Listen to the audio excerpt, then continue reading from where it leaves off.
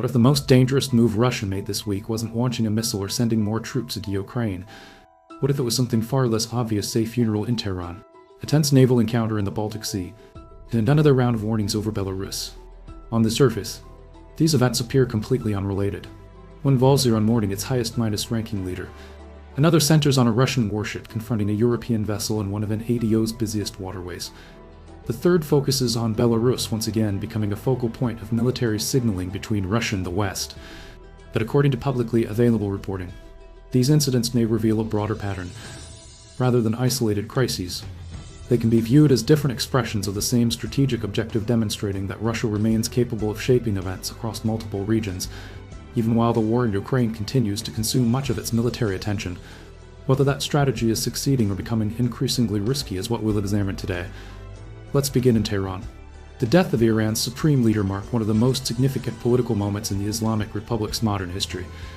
After serving as the country's highest authority for nearly 4 decades, his leadership had become deeply intertwined with Iran's political institutions, military structure, and regional strategy. His death, therefore, represented far more than the loss of a single individual. It immediately raised questions about succession, internal stability, and the future direction of Iranian foreign policy. When funeral ceremonies finally began after a lengthy delay, they were designed not only as a religious observance, but also as a demonstration of state continuity. Government offices suspended normal operations, major roads were closed, and state television broadcast extensive coverage of processions moving through Tehran before later ceremonies in other cities. Iranian officials described the turnout as one of the largest public gatherings in the country's history. While independent verification of attendance figures remains difficult, the political message was unmistakable despite the leadership transition and recent military conflict.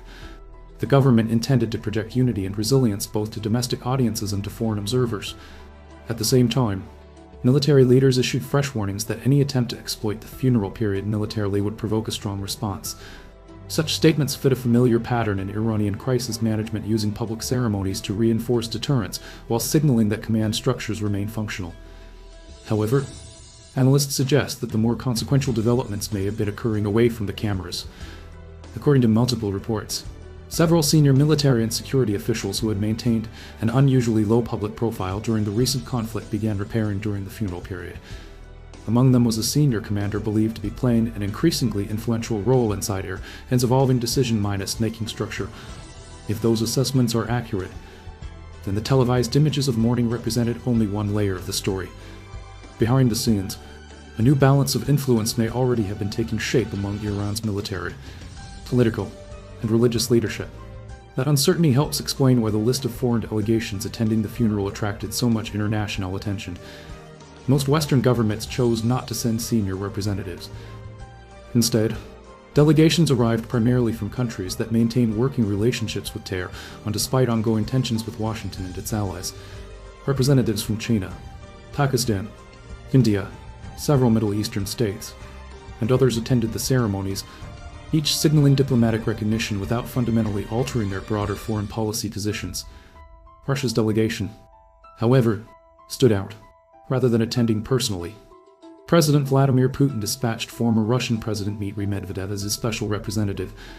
Medvedev remains one of the Kremlin's most recognizable political figures and currently serves in Russia's Security Council, making his presence significant without requiring Putin himself to assume the political risks associated with direct attendance.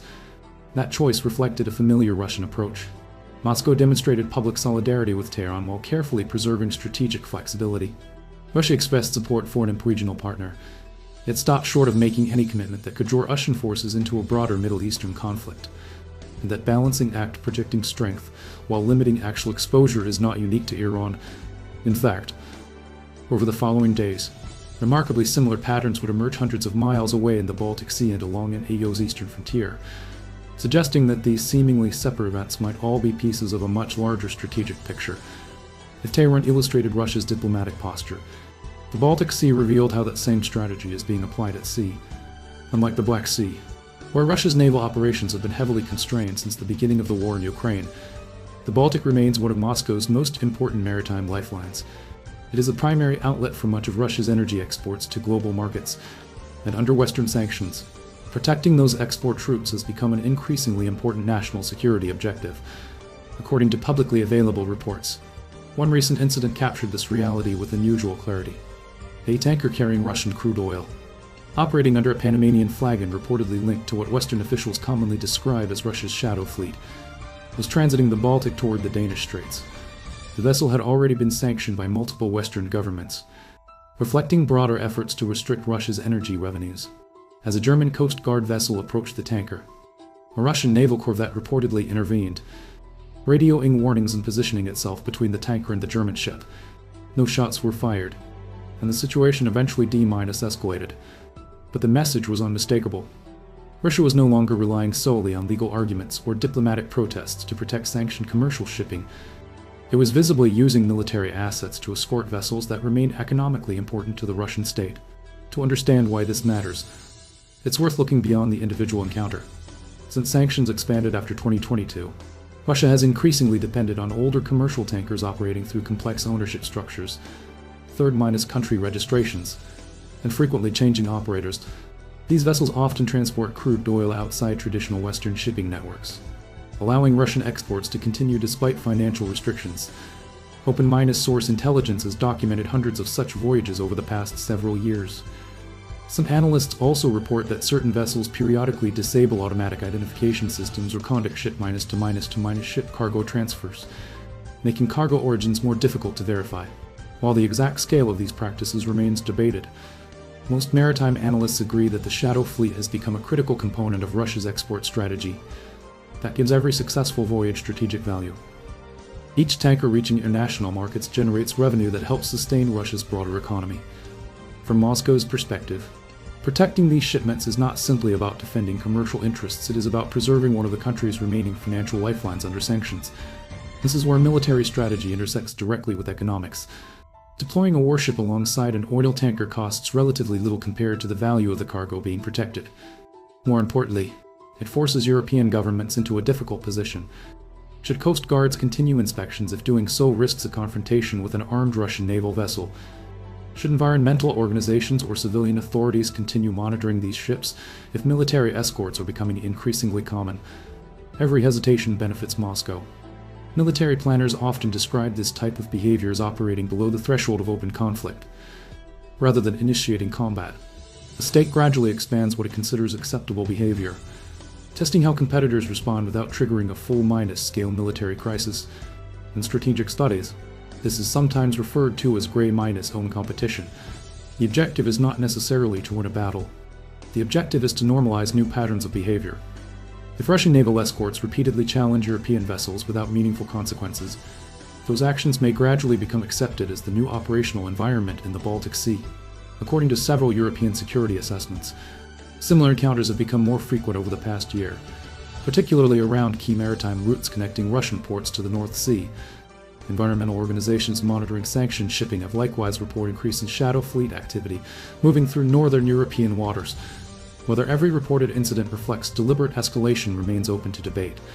However, the broader trend appears increasingly clear. Russia is investing greater military resources into protecting economically significant maritime traffic while carefully avoiding actions that would clearly justify an ATO military response.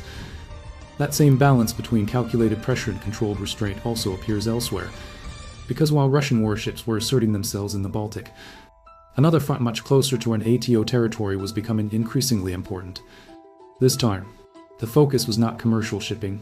It was Belarus and the question of how far Russia is prepared to extend its military deterrence along an ATO's eastern border. If the Baltic Sea demonstrated how Russia protects its economic interests, Belarus shows how Moscow is attempting to reinforce military deterrence without opening another full-scale conflict. For more than 4 years, Belarus has occupied a unique position in the war between Russia and Ukraine. In 2022, Russian forces launched part of their invasion from Belarusian territory, allowing armored units, missile forces, and aircraft to operate from the country's northern border. Since then, Belarus has remained Russia's closest military partner. Yet it has largely avoided committing its own ground forces to combat inside Ukraine. That balancing act has become increasingly difficult. According to publicly available reports, Ukrainian officials have accused Russia of using facilities inside Belarus, including communications and signal infrastructure, to support military operations against Ukrainian targets. Kyiv has repeatedly warned that if Belarus becomes more directly involved in Russian military operations, those facilities could become legitimate military objectives. Belarusian President Alexander Lukashenko has responded with mixed signals. On one hand, he has continued emphasizing the military alliance between Belarus and Russia, warning that any attack on Belarus would inevitably involve Moscow under existing security agreements. Belarus has also continued conducting reserve mobilization activities and joint military exercises with Russian forces, reinforcing the image of a unified defense posture. On the other hand, Lukashenko has increasingly acknowledged the enormous risks of direct participation in the war. In several recent public appearances, he argued that Belarus has no interest in expanding the conflict and called for renewed negotiations between Russia and Ukraine.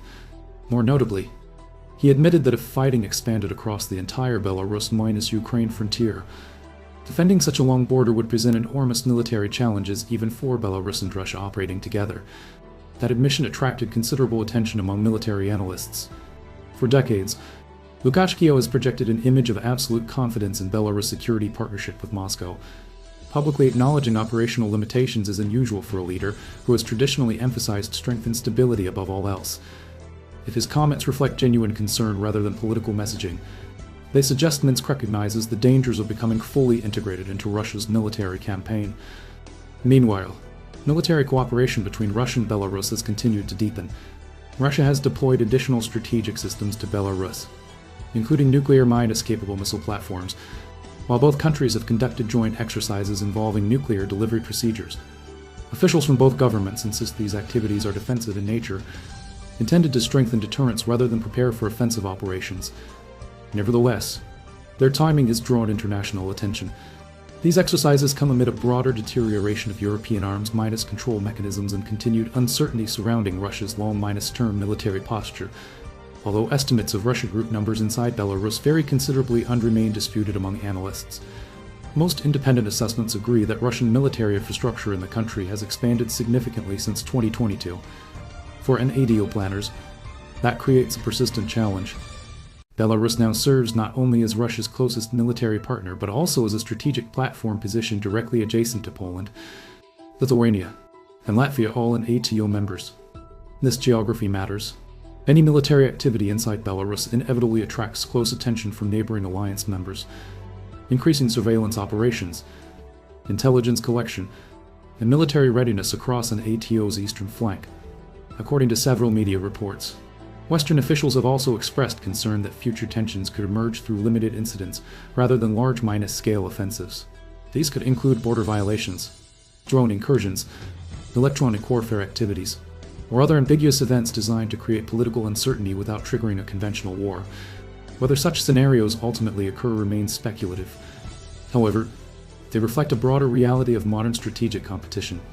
Rather than relying exclusively on overwhelming force, states increasingly seek opportunities to influence opponents through limited actions that remain below the threshold requiring an immediate military response. Taken together, the developments in Belarus closely mirror what occurred in both Tehran and the Baltic Sea. In each case, Russia projects confidence, demonstrates military capability, and reinforces political messaging while simultaneously avoiding commitments that would guarantee direct escalation. That raises the central strategic question. Are these separate regional responses to different crises? Or are they components of a single Russian strategy designed to stretch Western attention across multiple theaters while preserving Moscow's freedom to decide where and whether it chooses to escalate next? So what do these three developments actually tell us? At first glance, Tehran, the Baltic Sea, and Belarus appear to be unrelated crises. One involves Iran's leadership transition, another centers on sanctions enforcement at sea, and the third concerns NATO's eastern frontier. But viewed together, they reveal a broader pattern in Russia's current strategic behavior. Rather than opening new large-scale military campaigns, Moscow appears to be relying on carefully calibrated demonstrations of power across multiple regions. Each action sends a political signal, yet each also stops short of triggering a direct military confrontation with NATO or the United States. That distinction matters. According to publicly available assessments, Russia today continues to devote enormous military and industrial resources to the war in Ukraine. Expanding into additional conflicts would stretch logistics, manpower, and defense production even further. As a result, analysts increasingly argue that the Kremlin's objective is less about starting new wars than convincing opponents that escalation remains possible. In Tehran, Russia demonstrated diplomatic solidarity with Iran while avoiding any treaty obligation that would require Russian forces to enter the conflict directly. In the Baltic, Russian naval escorts protected sanctioned oil shipments assets that remain critical to Russian export revenues while avoiding actual weapons fire against NATO vessels. In Belarus, Moscow continued deploying strategic capabilities, including nuclear-capable missile systems and joint exercises, reinforcing deterrence without crossing the threshold into active combat. The common denominator is strategic ambiguity. By keeping every crisis just below the level of open war, Russia forces NATO governments to constantly evaluate worst-case scenarios. Every interception, every military exercise, every diplomatic warning demands intelligence resources, military planning, and political attention. From Moscow's perspective, uncertainty itself becomes a strategic asset, but this strategy carries significant risks. History shows that prolonged military signaling increases the possibility of accidental escalation. A misidentified aircraft, a collision at sea, or a local commander making an independent decision can rapidly transform a controlled demonstration into a genuine crisis. Military planners often refer to this as escalation through miscalculation rather than deliberate intent. That possibility is especially relevant in the Baltic region, where Russian and NATO naval units now operate in increasingly close proximity. Similar concerns exist along the Belarus-Poland frontier, where military exercises, missile deployments, and intelligence operations have all intensified over the past several years. At the same time, Iran introduces another variable. Should Tehran's post-conflict leadership become more dependent on external partners, Russia could gain additional political influence without committing major military resources. Conversely, if instability inside Iran deepens, Moscow may find itself balancing support for a strategic partner against the realities of its own limited capacity. None of these outcomes are predetermined. At the time of writing, no evidence suggests that Russia intends to initiate simultaneous military conflicts across all three regions. What open-source reporting does indicate is a pattern of synchronized political messaging designed to force the perception that Russia remains capable of influencing multiple theaters despite the ongoing demands of the war in Ukraine. Ultimately, the real question may not be whether Russia wants another conflict. It is whether maintaining pressure on several fronts eventually creates a situation where events begin moving faster than diplomacy can contain them. Because history has repeatedly shown that great-power confrontations rarely begin with carefully planned declarations of war. More often, they emerge from a chain of separate incidents that, at first, appeared entirely unrelated. And that may be the most important lesson from this week's events. 3 regions, 3 different crises, but potentially one larger strategic contest, one in which perception, deterrence, and political signaling have become almost as consequential as military force itself. The months ahead will reveal whether these flashpoints remain instruments of strategic pressure or evolve into something far more difficult to control.